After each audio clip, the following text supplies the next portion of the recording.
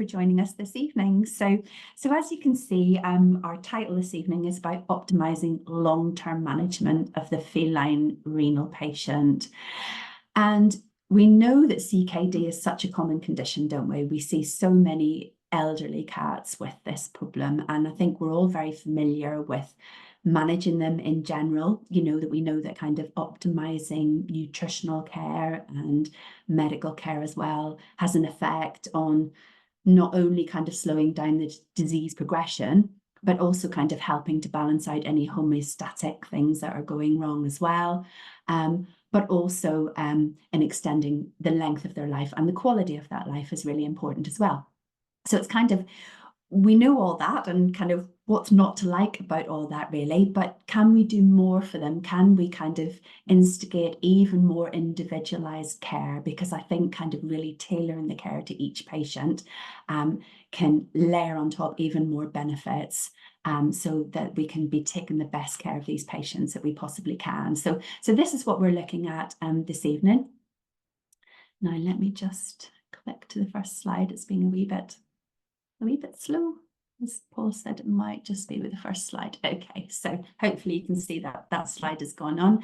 Laura and I are going to be playing tag team this evening, so I'm going to be driving the slide. So you'll have to just bear with us that we might be kind of saying next slide, please, to each other. This is our very rough agenda, so we'll kind of be moving kind of through different parts of this, but these are kind of the main topics that we're going to touch upon. A wee reminder about what CKD is. We're going to learn a little bit more kind of about the management of CKD through one of Laura's old patients, a previous patient called Fitch. We're going to look at kind of what do we do after diagnosis. So we're not going to really delve too much into diagnosis in this presentation, but we're going to look more at kind of strategies for long-term success and how we can really work with those owners at home to kind of optimize their home care, because we know that those are the really important things. And we'll look as well at nutritional management in these kitty cats. So just as a wee reminder, really, what is chronic kidney disease? I'm not going to dwell on it because you'll all know this for sure, but really it's abnormal renal structure or function, or both, that has persisted more than 3 months duration. And we know that it's a very complex disease. We still don't know everything about it. It's quite poorly understood. We know that kind of over about 50% of it is idiopathic, but generally what's happening is we're losing nephrons, you know, from the kidney, and then gradually the kidney tries to compensate, but gradually that compensation mechanism is lost, and then the kidney function will decline as well. And alongside that, then we see kind of different clinical signs that are starting to surface that we have to try and manage as well. But increasingly, we get that sort of progression of the disease, and in cats in particular, it tends to be tubulointerstitial disease. So we get fibrosis of the kidney as well, unlike what we tend to see in dogs, which is more glomerular disease. Can occur at any time of life, but generally we tend to see the prevalence increasing with age, which we all recognise, you know, from practice. And usually it tends to be that kind of we're getting kind of with each passing year, we're getting maybe a 20 to 40% increase kind of in the risk of CKD as these cats get older, and that's what the studies are telling us. So I'm going to hand over to Laura now. Perfect. Hello, everyone. So as Libby said, we're going to be using one of my patients to kind of demonstrate the care that we can give our CKD cats in the hospital and long term as well. So I would love to introduce you to Fitch. Fitch is everything I love in a cat, like a crotchety, old, crispy medicine case. And these are the classic kind of kidney cats that I think we tend to think of. So Fitch is a 16-year-old male-neutered British short hair. He is just over 6.6 kilos. And when he was referred to us, he initially came in with a 9-month history of PUPD. He didn't have any other clinical signs initially. He'd been eating normally. He did have some occasional vomiting, which was considered to be normal for him. And he did have chronic osteoarthritis, for which he was receiving meloxicam long term. Thanks, Libby. If we could move on to the next. Perfect, thanks. So he had urine analysis performed. He's one of my older patients, so this was a while ago now. The urine analysis to initially investigate that PUPD was performed at his referring vet. That revealed a positive culture, but that was subclinical. So he had no lower urinary signs, but did have subclinical bacteriuria. His protein creatinine ratio at the time was normal, but we did see on that urine analysis that his SG was starting to reduce. So he had a specific gravity of 1026 at that time. A few months later, he re-presented to his referring vet for a completely unrelated condition. He had some ocular changes, he had a sore eye. And at that point, they noted that he'd lost 800 grams in weight compared to his previous visits, which when we calculate that out versus his body weight works out at 12%. So quite a significant drop in weight for Fitch. Because of that weight loss, they said, okay, we're going to have to do some additional investigations to understand where that weight loss is coming from. So his referring vet practice performed full blood work, biochemistry and haematology, chest x-rays and abdominal ultrasound. And that revealed a PCV of 12%. Now, he didn't have any clinical signs initially that would point us towards anemia, so it was considered to be like a chronic anemia that he had been coping with relatively well up until this point. And he was then referred to our team as an emergency for investigations into what we thought at the time was potentially going to be like a primary anemia, essentially. Thanks, Libby. Next slide, please. Thanks so much. So, based on Fitch's results, which we can see here, he was anemic. So the haematology is just across on the right-hand side, and we can see the PCV is 12%. His red blood cells and hemoglobin are low, so he is indeed anemic, but that wasn't all. On his biochemistry, we can see the most significant findings really is that he's azotemic. He's got a creatinine of 281, his urea is just around 20, and his potassium is kind of low end normal with an associated change in his sodium potassium ratio. So yes, he was anemic, but he most likely had a non-regenerative anemia of chronic disease associated with CKD. And next slide, please, Libby. Thank you. So we decided to manage Fitch for his anemia. By the time he was presented to us as an emergency, he was clinical for his anemia. So he was starting to show signs of transfusion dependence. And so we blood typed him. He was a type A. We cross-matched him and we transfused him with a compatible unit of packed red blood cells, which increased his PCV up to 19% and also stabilised his cardiovascular parameters. After this, we had him on Hartmann's solution, initially at 4 ml per kilo per hour, and then reducing this over a few days down to 2 ml per kilo per hour. And then he was on supportive treatment with meropenem to manage any potential nausea in the hospital and anorexia. Other thing that we did actually for Fitch was because of that meloxicam history, with that azotemia, obviously we're going to want to get him off of meloxicam and get him switched to a more appropriate way of managing his arthritis longer term. So for him, we switched him to amantadine and gabapentin to manage his arthritis without us risking doing any further damage to his kidneys. At that point, once he was kind of settled and stable and well in himself, he was discharged to come back for renal staging. At that point in time, in terms of his nutrition, our priority was to get him eating.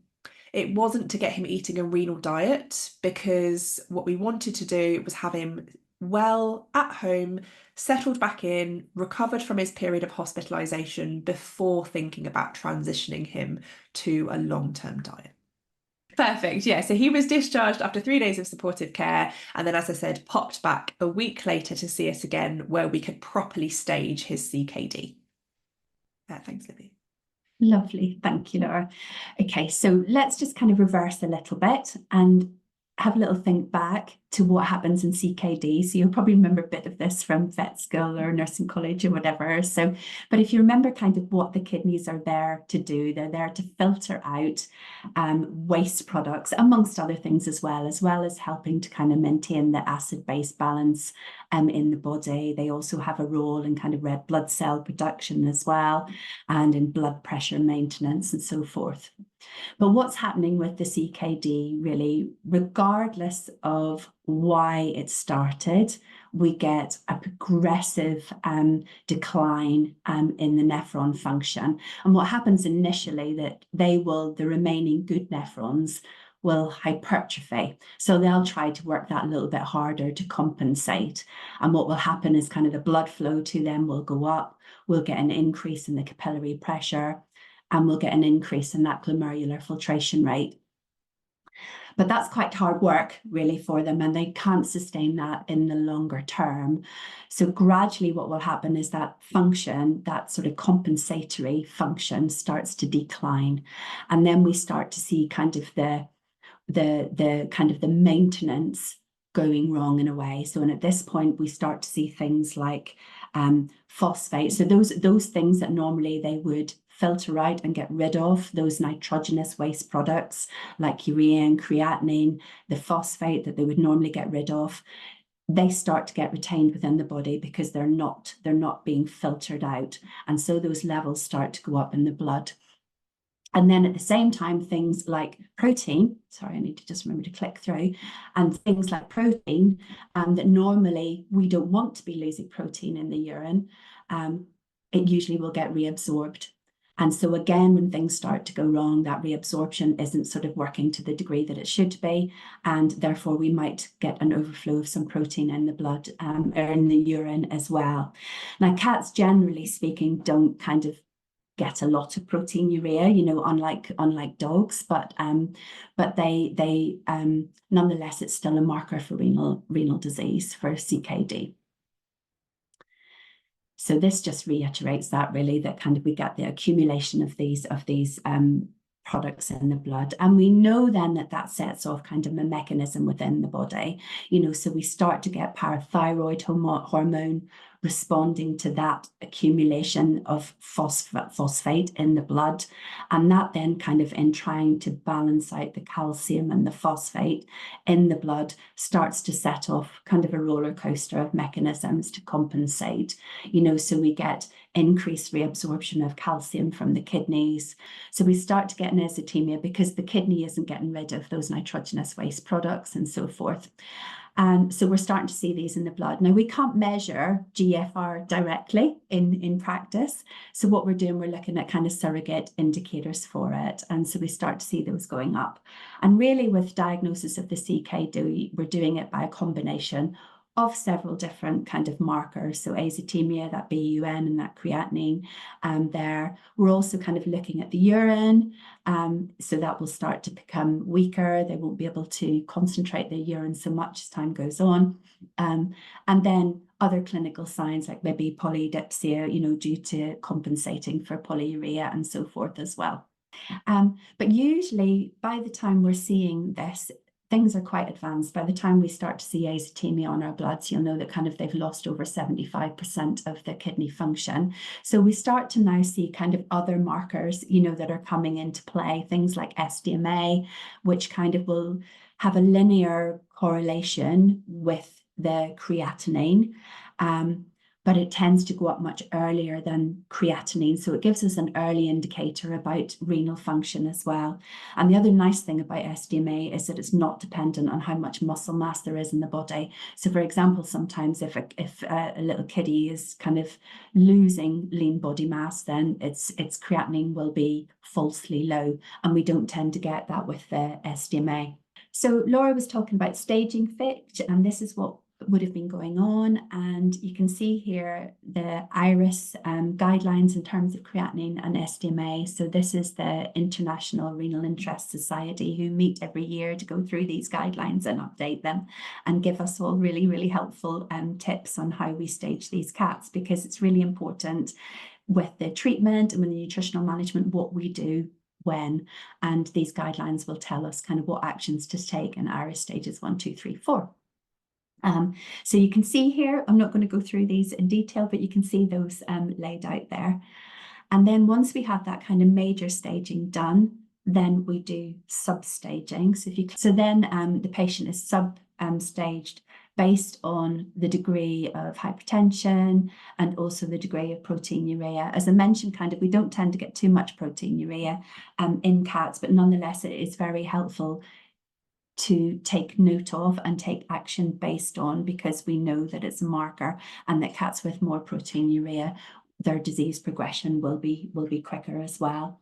So you can see here these markers, and generally it tends to be that depending on when you diagnose the disease, whether it's in IRIS stage 1, 2, 3, and 4, that has a direct correlation with, unfortunately, the length of life that kitty cat will have left. Perfect. So if we think back to Fitch, he came back to us a week later for us to stage him, because although we had documented an azotemia previously, he was also systemically unwell at the time, and we wanted to get him back to get an idea of where his renal function was sitting now that he'd had time to recover from that. So we had him back in, we repeated his blood work, urine analysis and blood pressure, and his creatinine was stable at 280. His protein creatinine ratio was 0.2, and his systolic blood pressure was 156 millimeters of mercury on a Doppler. So based on this, where would you stage Fitch currently? Oh, there's loads coming into the chat box, Laura. I don't know if you can see it, but generally tends to be stage 2 or stage 3 that 2 people to are 3. saying. 2 to 3, yeah. Fab. Perfect. If we could click onto the next one, please, Paul. Fab. So based on this, we would stage Fitch as a stage 3. So stage 3 is 251 to 440. So he's just tipping into that stage 3 CKD bracket. Borderline proteinuria at 0.2, and he's pre-hypertensive with a blood pressure of 156 millimeters of mercury. So based on this information, plus the fact that we know he has a chronic anemia, we made the following treatment plan for Fitch. We needed to do something long-term about Fitch's anemia, rather than just hope that that one packed red blood cell transfusion was going to fix everything for him. And so we did start him on erythropoietin or darbepoietin to replace that his dysfunctional kidneys were not making effectively anymore. So he had 0.8 micrograms per kilo subcut every 7 days as needed based on his PCV. And with that, we also gave him iron, a 40 milligram injection IM every 28 days as the building blocks essentially for the red blood cells that erythropoietin was going to help him make. We also started him on Silencia as an alternative for his arthritis management long term, and he did also have some Caminox as well, just with that potassium sitting in that low end of normal. So that was his long-term medical management. Alongside this, at this point, we spoke to his family about transitioning him to a therapeutic renal diet. Now, initially, his family had some concerns about whether he would eat this at home. So they did require quite a lot of support from us, particularly from our nursing team. And they did then gradually introduce this. He was introduced to the NF diet, which he then took very well after quite a prolonged introduction period over time. So plan after we staged Fitch was for him to initially come back each week to see one of our medicine nurses for a reassessment and nurse clinic. And then after that, to de-escalate the frequency of those visits to every 2 to 4 weeks going forwards. Each week, we were going to recheck his PCV and total solids, just whilst that anemia was there grumbling along in the background. And then if that PCV was less than 25%, he would have an erythropoietin injection. And then on his 4 weekly visits, so every 4th week, he would have an iron and a Silencia injection, and then he would have essentially repeat renal staging, at least for the meantime. And then as he progressed and improved over time, we would potentially look to adjust the frequency of that going forwards. So each 4th week, he had a Doppler, he had a repeat free catch urine analysis that the clients brought in with them, and he had repeat measurement of his renal parameters, calcium and phosphate, and his electrolytes. Let's talk about why nutrition and client support is so vital in CKD. So Libby's going to be chatting in a lot more detail about the nutritional side of things, but what I want to talk to you about is client support. This is really, really important because, as we know, chronic kidney disease is a progressive, lifelong condition. We can't fix CKD, but we can slow down its progression and manage it long term. And this is mostly performed through optimum long-term management at home. So getting them on the correct diet, really, really important. And then supporting clients throughout this process and improving compliance with treatment at home is also an absolutely vital part of their management. So if we think about what our clients need support with, for them to comply with our treatment, they really need to understand what's going on. Understanding is the first step to them complying, because when they know why they need to do something, they're far more likely to do it. So they need to know, in terms that they can understand, what's going on with their cat's disease process and how is their CKD affecting them. They need support with making nutritional decisions that they feel empowered and part of that decision-making process in. So they need to know exactly why they are feeding the diet, rather than just, we have told them that you need to go home with this bag of food and start feeding that, please. They need to feel involved in that process. And they also need to know about things like reassessment and adjustments to that ongoing, especially with CKD. If they progress, from, let's say, a stage 1 to 2 to a 3 to 4, over time, we're going to make changes to their nutritional plan, for example. They also need support with supporting hydration and encouraging an increased water intake at home, and then potentially over time, including things like subcut fluids to support their hydration. Where needed, they're also going to potentially have to administer medications, such as amlodipine if they're hypertensive, for example. And so we need to support them with this so that they can reliably get those medications in long term without that being a source of stress for them or for their cat. They also need to know what to look out for at home. They need to know what to monitor for and how to spot the signs that their disease could be progressing and when to come back. The other thing that we need to think of is, most of our CKD patients are seniors or mature adult cats. And so we're not just going to be treating the disease, we're looking at the overall pet as well. And so they need to know that actually, in Fitch's case, for example, things like arthritis concurrently are going to be common. And so as well as managing the CKD, they also have to optimize the environment for a senior cat as well. And then when the time comes, monitoring quality of life, that's something that should be a conversation that's kind of normalized from an early stage, because quality of life doesn't equal end of life. And actually what we're doing throughout all of this process is optimizing quality of life by appropriately managing their disease. And when the time comes, support with making end of life decisions as well. So why is all of this so important? As we said, by making sure that our clients understand their pet's disease process and the most important aspects of managing it, they are far more likely to comply with our treatment recommendations. They're also more likely to transition their pet to an appropriate diet and do so in the right way. So taking the time to do that more gradual transition, for example. They're also going to be more on it with monitoring their pet at home, meaning that they'll spot more subtle changes in their pet's condition at an earlier point. And all of this is going to improve not just the pet's survival time, but also quality of life as well, which is absolutely vital. How do we do this? The most important thing is to make it as easy as possible. Remove as many actual or perceived obstacles to delivering that care. So education, expectation management, training and resources, and just doing whatever you can to make it easy. So if you need to give subcut fluids, talk to them about maybe clipping the back of the neck if they're happy for us to do that, giving them Emla cream to use, and education, education, education.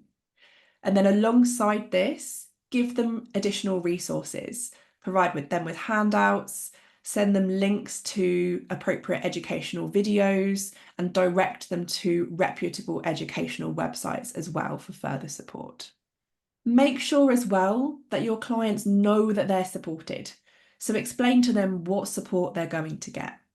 Talk to them about how often, at least initially, they're going to need to come in for, so that they can start to kind of plan for that mentally and manage those expectations. Use your nursing team to assist with things like restaging, monitoring, and providing support, because we can be, doing that blood pressure, taking those samples for you and running those. And then do follow-up check-ins as well remotely. Start that at the time of discharge, so a couple of days later, and then just every 2 to 4 weeks as needed, ongoing, in between appointments, just check in, find out how they're getting on, and it's a good opportunity to get a bit of an updated history and provide that extra support.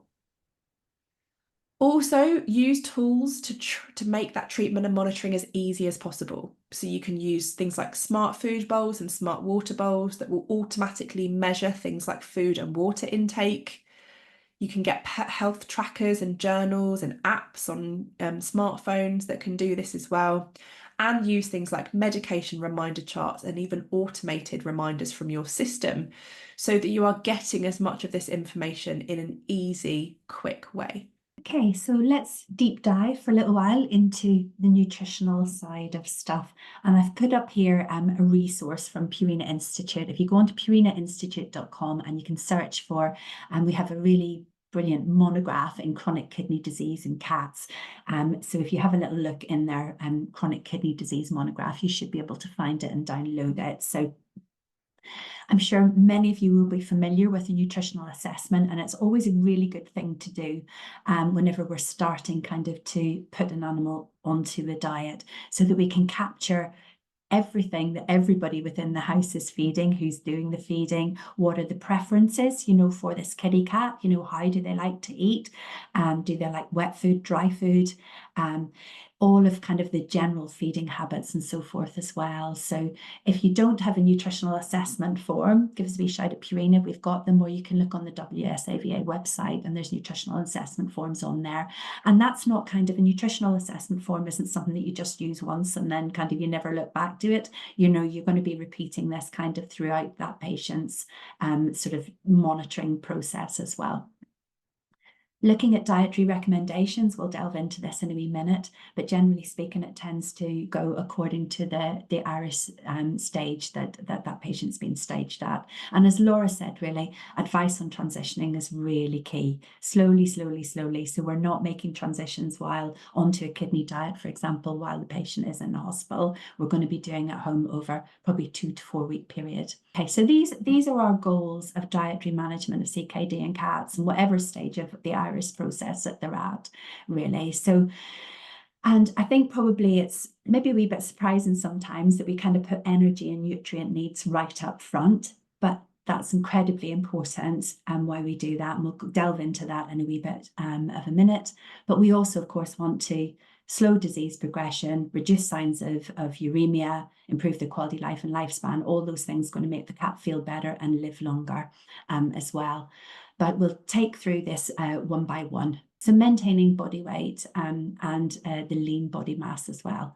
Why is it so important? Why do we need to keep up that cat's lean body mass and its calorific intake?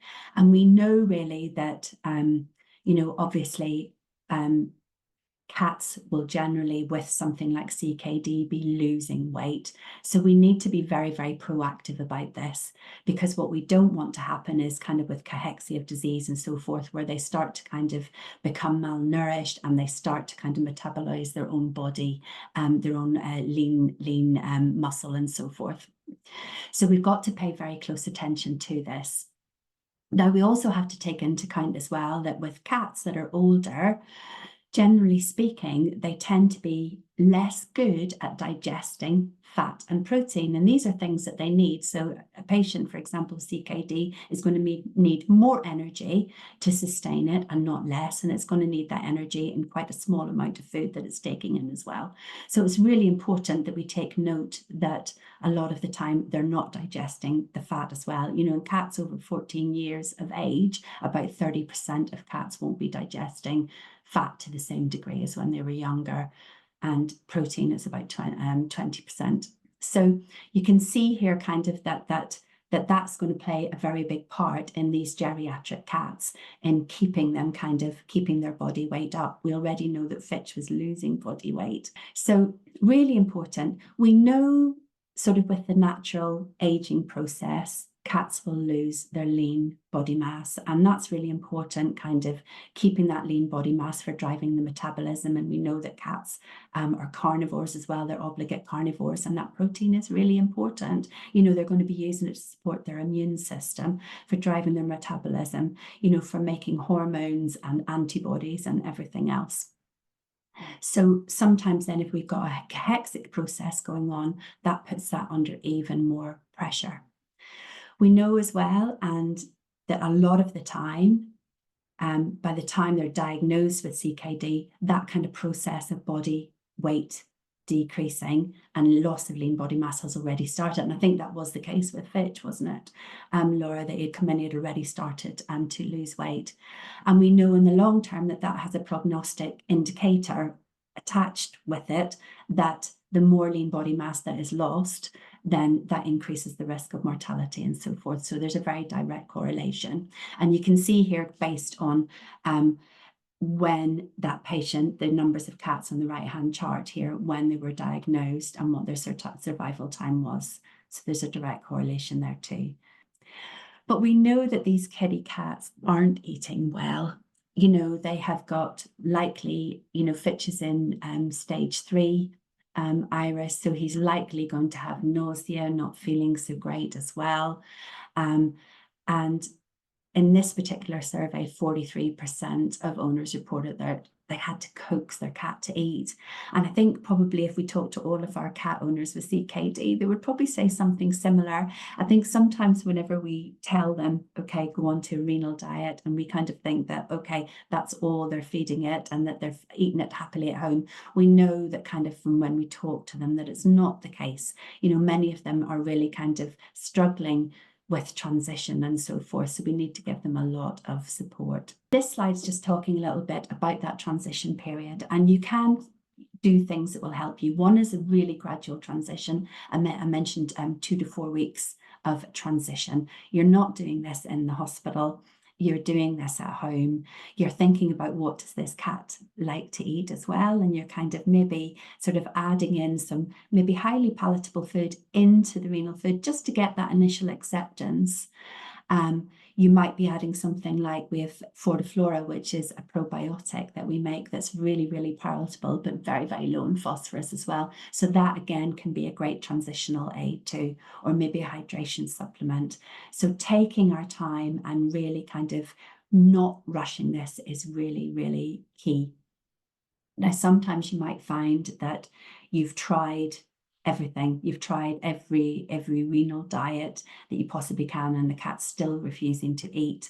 Sometimes this can be our cats love protein. You know, they like that high level protein that adds palatability, and we're asking them to accept a diet that's going to be lower in protein. So some cats really just won't accept it. It's very difficult. And in that case, you might have to look at a home cooked renal diet that's made by a board certified veterinary nutritionist. Sometimes that can be tricky to manage. Certainly you can get recipe drift. So what kind of the recipe that they get given doesn't always end up being the recipe that they're on long term. Some cats will selectively feed and they'll pick out certain bits and not eat other bits, so they're not getting a balanced diet, or they don't eat some of the supplements, you know, that go in on top of it. So it's not a kind of fail-safe either. So it's worth making a really good effort with the transition. Starting early. Just a quick note here about the choice. So I'd recommend that you don't mix the renal diet in with its existing diet. but offer it in 2 separate bowls, because then the cat is less stressed if it feels that it has a choice, but you're kind of putting down the 2 separate bowls, and then doing it gradually, 2 to 4 weeks. So week 1, you're offering maybe 25% is the renal diet, 75% of its normal diet. By week 2, you're on to 50-50, week 3, 75, and so forth. And I've put in a wee slide here about caloric intake, because I think it's worth going back to kind of basic principles and looking at kind of how much in terms of its in terms of its maintenance energy requirements this kitty cat should be eating. And I would urge you to keep notes on your patient notes on the weight, on the body condition score, and the muscle condition score as you go. So you can do it right back to scratch, and you can work out the MER. And I've just put up here for Fitch, working through his MER. And then you can work back, once you know what the MER is, you can work back kind of based on the energy density of that diet, how much you would need a day. So Fitch would working everything out, and it was really funny when I did this, because I didn't know it was going to come out at bang on the 100 grams, but it did. Or you can cheat. And if you have a little look on the Purina Institute website, there is an MER calculator for cats, and there's one for dogs on there as well. And you can cheat even further than that. So if you have a look at the back of all our Purina diets now, there is a little QR code. And if you get your client to scan that, it will bring you to the feeding calculator. And you can put in all the details about the cat and its age and its weight and so forth. And it will pop out a tailored recommended feeding amount for them. I put a wee note here about it's really important to consider preferences and adapt if a mixed feeder, because obviously with Fitch's example here, I'm just talking here about the dry food, but it might have been reality. Fitch might have been a mixed feeder. I don't know, Laura, whether he was a bit of both or not. He But had a take preference note for of wet, but he wet. did have some Yeah. dry down to graze on as well. So yeah, he was Yeah. a bit of chop and change between the two. Bit of chop and change. So take note of what they like and work towards that. I've just given you an example based on the dry to make it easy. Okay, then you're looking at kind of choosing an appropriate diet. And these are the key nutritional factors that you're going to be looking at. And I'm sure that you'll be familiar with these. And we'll go through them. The top 2 probably in more detail than the rest, but we're looking at phosphorus restriction, because we know that if we decrease the phosphorus, it will slow down the progression of that disease, and that has been proven. Protein modification we'll delve into, a little bit about acid base, potassium supplementation, and then omega-3 and antioxidants as well. So those are your key nutritional factors. So with IRIS, they will recommend that you start a renal diet in IRIS stage 2 and onwards. But there is some research that's indicating that potentially we maybe should be thinking about starting modifying diet that little bit earlier. Starting in those early stages, i.e. stage 1 or 2, you have the benefits that you're kind of getting things earlier on when the cat isn't feeling nauseous and isn't feeling rubbish. So you're transitioning them onto a renal diet. You're doing that diet change at a stage whenever they're feeling a bit better in themselves as well. So kind of taking note of that earlier stage. If you're getting things like proteinuria and so forth, it might be that there's an indication to start, say, in stage 1 as well. So I mentioned before about phosphate concentration. It's a predictor for the progression of the feline CKD. And I think historically, we've sort of thought that you can only restrict phosphorus if you restrict protein. And that's true to some degree, because we get a lot of phosphorus in things like meat and meat content and so forth, animal-based ingredients. And so reducing those and taking down the protein level of those then will reduce phosphorus content as well. But it is possible now to formulate a diet where you can restrict phosphorus more without taking down the protein content. But certainly the evidence is there. Much of the early studies that were done with renal diets as a whole.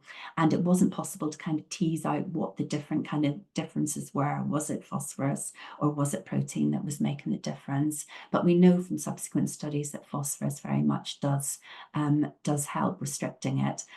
You get reduced renal fibrosis and mineralization compared to a maintenance level of it as well. And looking here as well, so looking at kind of at plasma phosphate levels and looking at those decreasing, and FGF23, which is another marker actually that will go up before phosphorus will go up as well. And those concentrations significantly decreased in hyperphosphatemic cats with iris stage 2 to 4 with phosphorus and protein restricted diets. So the evidence is definitely there around phosphorus restriction. But do we need to do a little bit more work when it comes to protein? So we know that in those later stages, iris 3 and 4, we get accumulation of those nitrogenous waste products, and that's going to be causing kind of clinical signs like vomiting, poor appetite, lethargy, and so forth. And so we want to think about kind of tailoring the protein level, and I use the word restriction, but I think it's useful to qualify here that whenever we talk about protein restriction with respect to diets and kidney diets, we're not restricting the levels to below what that cat would need for maintenance for its protein needs. We are taking it down relative to what was kind of, say, in a maintenance diet. So it's a moderate level of protein. We're giving them really good quality protein. We're not bringing them below the level that that cat actually needs. So we're going to be looking kind of at moderate levels of protein here, because we're balancing as well with that maintenance of that lean body mass that we mentioned as well. We don't want this weight loss and cachexia and malnutrition that results. I mentioned before about the early studies. Quite often there was done on diets where we had multiple factors that were changing, all together. Maybe it was the level of omega-3 fatty acids, the buffering in the diet, the protein and the phosphorus. So there's not really clear evidence that's telling us that it's that protein that's making the biggest difference in slowing down the progression. It might make more of a difference kind of when it comes to kind of the azotemia and making them feel better, but when it comes to actual disease progression, we're not as clear that it's actually protein. And we know that cats, we looked at it before, they've got very high need for protein. They're obligate carnivores as well. So we do need to be careful in terms of when we start to cut them down as well. So next slide, please, Paul. Okay. And this is just really reiterating that is balancing their needs as that obligate carnivore against kind of the needs of restricting the protein. So what we're doing here in the early stages of CKD, we're going to give them a moderate amount of a high quality protein just to help to keep up that lean body mass and help to kind of slow down any sort of link to decreased mortality that might come with loss of lean body mass. But then as the CKD progresses, we're going to be reducing the amount of that further. So that's why you get this staged approach with early diets, like our early NF, and then the later advanced care NF. So early is iris 1 and 2, and then the later is iris 3 and 4. Just here in summary of those nutritional modifications, so we know there's evidence that slowing down the progression from restricted phosphorus and also from adding in omega-3 fatty acids like EPA and DHA into the diet. And then there's those other kind of adjustments that we make in terms of the protein. So many cats, about 20 or 30% of cats with chronic kidney disease will be hypokalemic, and we know that that's going to have knock-on effects on clinical signs and making them feel rotten and eating less and poor appetite, etc. So we want to minimize that risk. So kidney diets will generally be supplementing potassium. We know that kind of things like CKD will have associated with them a metabolic acidosis as the disease progresses as well, and therefore we put in buffers like potassium citrate or calcium carbonate, for example, into food to alkalize it to help to counteract that acidosis. They're polyuric in most cases, so they're weighing out their water-soluble vitamins, so there'll be extra B vitamin supplementation added in there. And then the antioxidants, because we know that kidney disease is a very inflammatory disease. We get a lot of oxidants being produced with that. So we're adding in antioxidants like vitamin E, vitamin C, beta carotene, these type of things in there as well. And then we want an energy dense diet, which is why kidney diets tend to be higher in fat, because we're giving them kind of more calories, because they might not be eating a huge amount of food, but we want to make sure that they're getting plenty of calories in it. And the fat is the most energy dense nutrient, and it will bring lots of kind of taste to that diet as well and help with palatability. So that's a little summary of our nutritional modifications. This is just a summary really of that with our diets with IRIS 1 and 2, and then IRIS 3 and 4. So moderate protein in the 1 and 2, and kind of further protein restriction, but still enough for their needs in IRIS 3 and 4. And the phosphorus restriction, again, goes similar a little bit, kind of in 1 and 2 and more. And then in 3 and 4, you've got the even more omega-3 fatty acids and antioxidants and so forth. And you can see there comes in lots of different taste formats as well, sort of the dry, the wet, the pouch, the cans, etc. But if we think back to Fitch, he's gone home, and we now need to think about his long-term management and monitoring. And one of the main ways we're going to do this is by utilising our team of nurses to do some nurse clinics with him. What can we do in a renal nurse clinic? Now, there is a lot that we can do as nurses, and for our vets watching, there are a lot of things that your nursing team can do for you to help you support your renal patients. We can assess our patients, including performing a full clinical exam and grabbing an updated history. We can help with restaging as needed, so we can collect blood samples on your behalf, perform urine analysis if our clients have brought in a free catch sample with them, and we can do blood pressure checks. And this can be really handy because often we have a bit more time to allow for more acclimatization and to get a more accurate blood pressure reading where the cat has a bit more time to kind of get used to being in the practice. We can also provide advice on various things that we will chat about in a bit more detail, and provide ongoing support and education as well. So in Fitch's case, the first thing we're going to do when we see him is collect a history.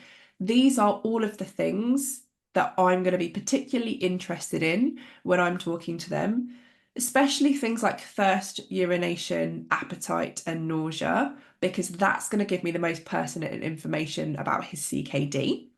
But also in his case, mobility, pain, activity levels, and grooming are going to be also additional things that I'm especially interested in, because that's going to tell me about his OA, especially things like grooming, looking for areas of MAPS or reduced grooming around kind of his lumbar spine, that sort of thing, and his general activity levels at home. On top of that, we want to know if the clients have any other questions or concerns that we need to address whilst they're here with us. We can then go ahead and move on to our physical examination. One thing that I really like to do is just let the cat explore the room whilst I'm collecting the history. And if you need bloods, you can pop some Emla cream on at the beginning as well and allow that to take effect whilst you're getting your history and performing your physical exam. Your physical exam should include a whole general exam, body weight, body and muscle condition score, and in Fitch's case, getting an idea of his mobility, gait assessment, that sort of thing, also really helpful from an OA point of view. We will usually assess vitals in our patients in their nurse clinics, with the exception of temperature, unless it's clinically indicated, which it wouldn't be in most cases for a CKD cat. And then you can even do things like fundic exams if needed, if your patient is severely hypertensive, for example, and there's a risk of target organ damage. And in terms of diagnostics, blood pressure, we know this is an important one. Even if the blood pressure is normal and they're normotensive at the time of diagnosis, it's still good to measure this regularly so that we can plot trends and changes over time. We also know that many of our senior cats are at risk of concurrent diseases like hypothyroidism, for example, which again comes with a risk of hypertension. So we want to make sure that we're using cat-friendly principles when we're measuring blood pressure, using a consistent site each time so that we're getting reliable and repeatable readings, and giving them at least sort of 15 minutes to settle in and adjust to their surroundings before we measure. Bloods, again, performed using cat-friendly techniques, minimal handling, that sort of thing, especially concentrating on our renal parameters, calcium and phosphate, and electrolytes alongside a PCV and total solids, in most cases as a minimum. And then urine analysis, normally we would do a dipstick, specific gravity, sediment, and UPC in the majority of cases.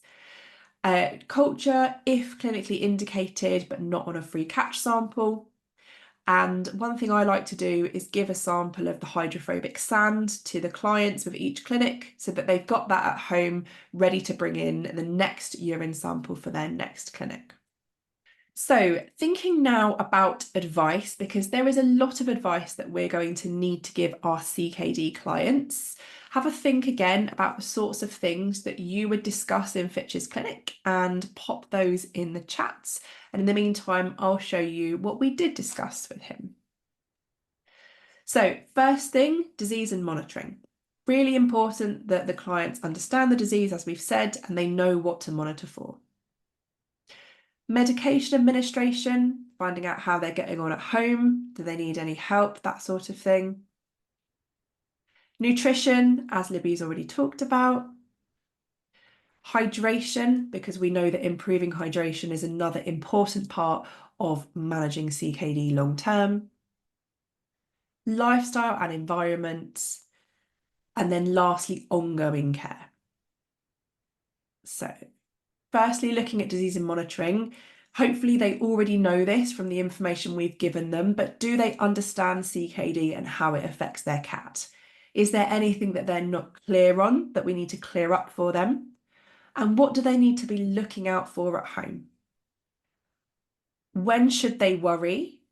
And when should they be seen urgently? So depending on what you're seeing in your exam, looking at specific things that they need to be looking out for and what would prompt a visit back to the clinic. Medications. We know in Fitch's case that there's a few medications that we are going to be administering to him in the clinic. So he is having his EPO injections, he's having his iron, and he's having his Silencia. So we're going to give those, but the other medications he's having at home. So we want to be finding out how they're getting on with medications and if they need any support on giving those medications in a stress-free way to improve compliance with treatment. Then we've got nutrition. So we want to make sure that we are not just having that initial discussion about nutrition at the time of diagnosis and recommending a dietary change. We need to be revisiting that regularly. So making sure we're having regular follow-up discussions about nutrition and checking in to find out how they're getting on with that transition. This gives us the opportunity to address any issues, check in on how the diet's being accepted so far, and then think about whether we need to add in anything like palatability enhancers, for example. We also want to make sure at this point that they're getting sufficient calories in and that we are reassessing those parameters, so weight, body and muscle condition, and we're recording those so that we can trend those over time. We want to know what they're eating and how much they're eating, and getting our clients to record this in a food diary is really, really helpful so that we can revisit all of this. And then we can look if they're whether they're eating enough calories to meet the MER that we've already calculated. And from that, we can determine if we need to intervene. So we know that kind of those cats in that later stage are more likely to be feeling sick and probably have a poor appetite. And so I've popped some ideas on here for to help them to take in more food. So addressing nausea, using appetite stimulants as well. Someone's just asked a question about mirtazapine. Yeah, absolutely. Offering smaller meals, not leaving the food down a long time, kind of having an end to the meal time as well and taking it up so that the cat's not sitting looking at a bowl of food. Offering a variety of foods, avoiding stress. I think we'll always be familiar with kind of a busy clinic, and then you go in a little bit later in the evening when it's a bit quieter, and those wee kitty cats with a little bit of stroking and so forth quite often will start to eat for you. So that stress element can be really important. Some cats like the food warmed up, maybe to body temperature or even slightly warmer. So it's kind of playing around with that as well. But it might be that, you know, if the cat remains inappetent, that you've got to consider placing a feeding tube to help to maintain it, because we know that is really important to keep up their body weight. Cats are very specific. They're very particular with how they like to take on extra water, and what might work for one cat might not work for another cat. So we know some cats love water fountains, and other cats will be completely freaked out and stressed about water fountains. So it's kind of finding what works for that particular cat. Do they like running water like this little kitty cat here? Also consider other things like nutrient-rich water. I'll take you through the hydrocare in a little second, but also maybe teaching them how to give subcut fluids at home and so forth. And we do have a resource sheet at Purina if you want to email into us on top tips to increase your water intake in cats that you can give to your owners as well.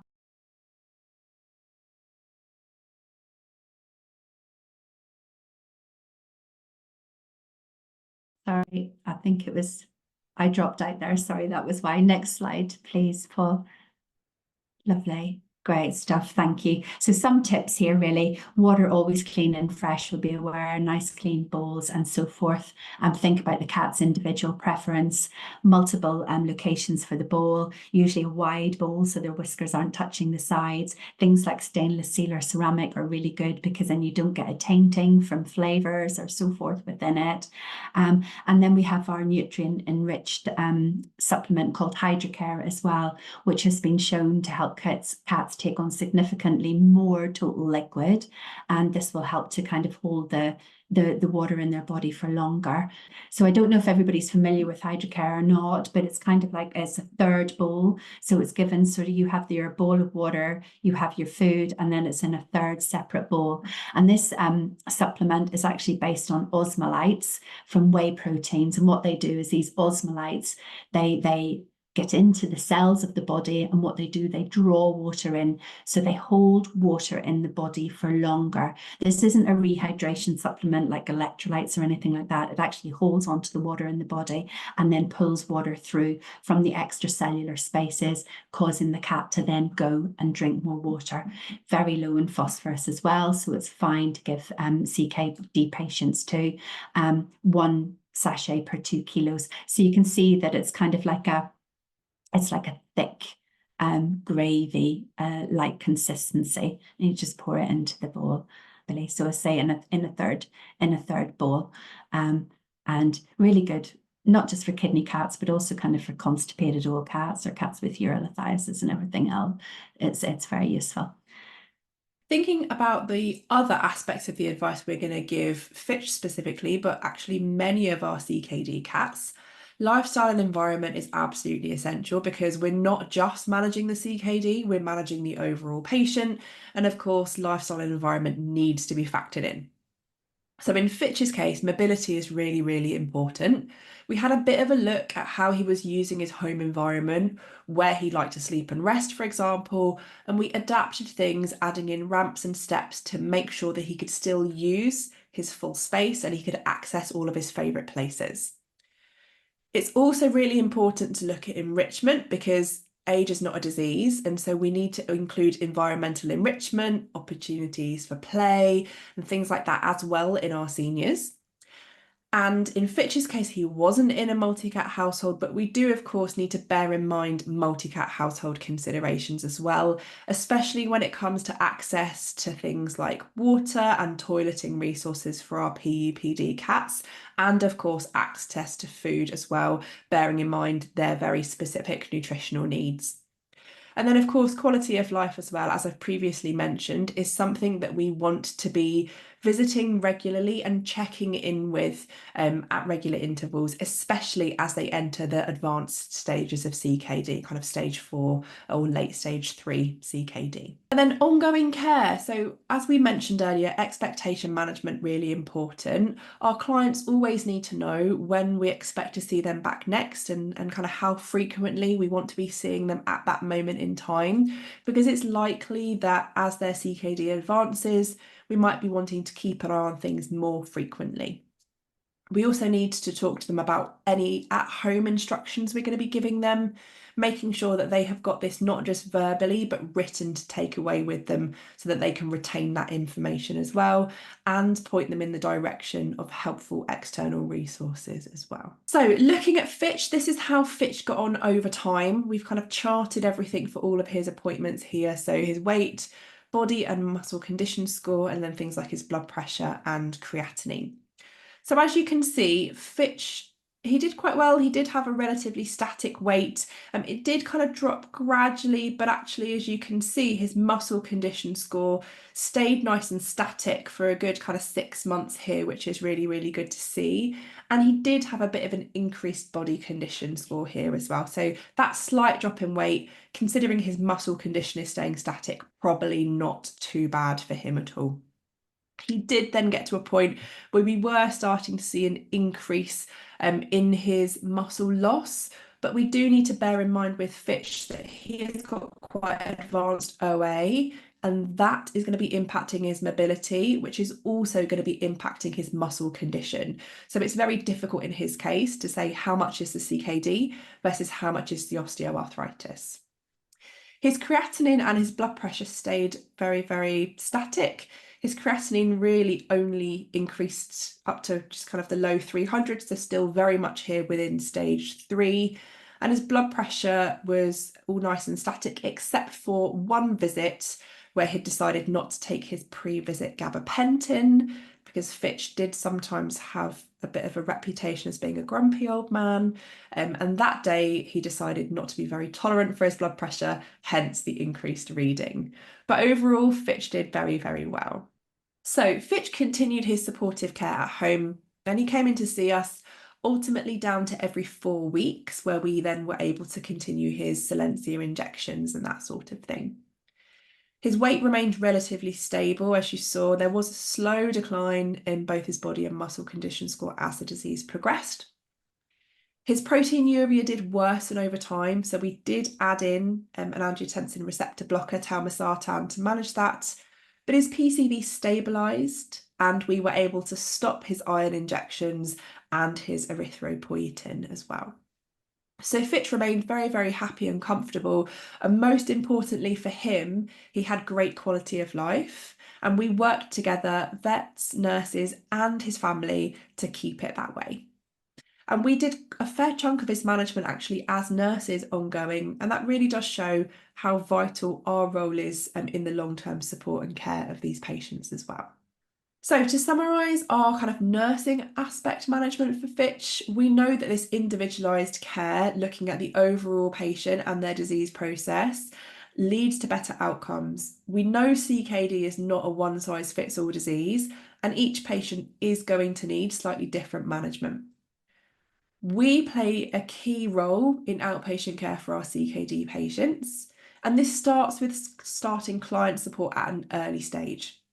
A diagnosis of CKD can be tough. It's a progressive, permanent, irreversible disease. So there's a lot to take in for our clients. But revisiting and regular monitoring and adapting the plan as needed is going to be key to long-term success.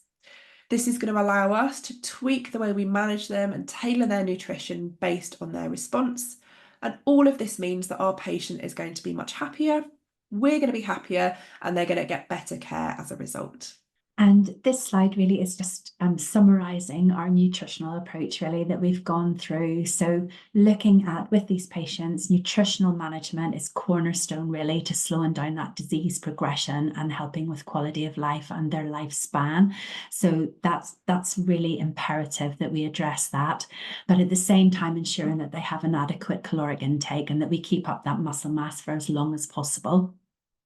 And so we're looking at every patient as an individual. We're looking to see kind of how can we tailor the diet to their particular needs, both in the selection of the diet, when we transition, from an early care diet to an advanced care diet, as well as we go from IRIS stage 2 to IRIS stage 3 as well. And then looking at kind of the amount of food they take in and keeping up their body weight and so forth as well. So hopefully these 3 steps will help to keep that top of mind. Just say thank you so much for your attention. You'll have seen the Purina Institute pop up everywhere here, and I just wanted to give a wee shout out to our clinical nutrition book, which is free to download from the Purina Institute. So you can either scan it from the QR code here, you can go into purinainstitute.com and download it. And this is a book of clinical nutrition that's just literally hot off the press, and it's been written by global thought leaders around the world in all their different medical disciplines. So it's a really fantastic book, and and should be a great asset to you in practice. So, so thank you very much for all your attention.